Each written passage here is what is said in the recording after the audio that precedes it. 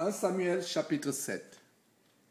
Les gens de Kirjat-Jéarim vinrent et firent monter l'arche de l'Éternel. Ils la conduisirent dans la maison d'Abinadab sur la colline, et ils consacraient son fils Éléazar pour garder l'arche de l'Éternel.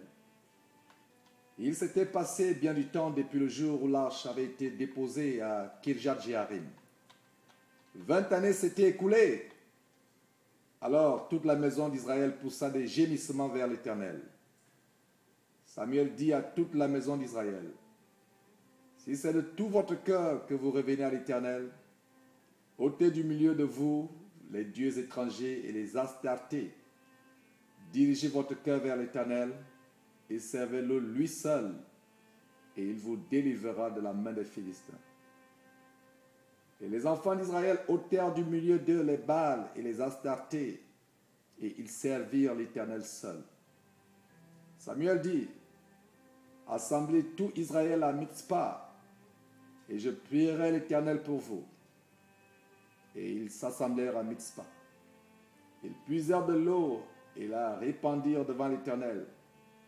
Et ils jeûnèrent ce jour-là en disant: nous avons péché contre l'Éternel. Samuel jugea les enfants d'Israël à Mitzpah.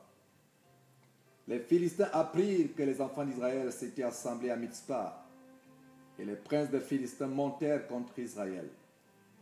À cette nouvelle, les enfants d'Israël eurent peur des Philistins, et ils dirent à Samuel: ne cesse point de crier pour nous à l'Éternel, notre Dieu, afin qu'il nous sauve de la main des Philistins.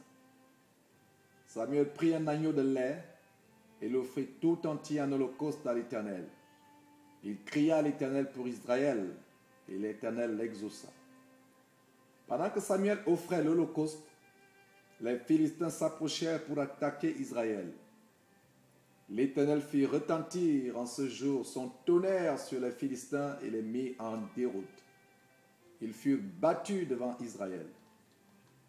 Les hommes d'Israël sortirent de Mispah, poursuivirent les Philistins et les battirent jusqu'au-dessous de Beth-Kar. Samuel prit une pierre qu'il plaça entre Mitzpah et Shen, et il l'appela du nom d'Ebenezer en disant: jusqu'ici l'Éternel nous a secourus. Alors les Philistins furent humiliés, et ils ne vinrent plus sur le territoire d'Israël. La main de l'Éternel fut contre les Philistins pendant toute la vie de Samuel.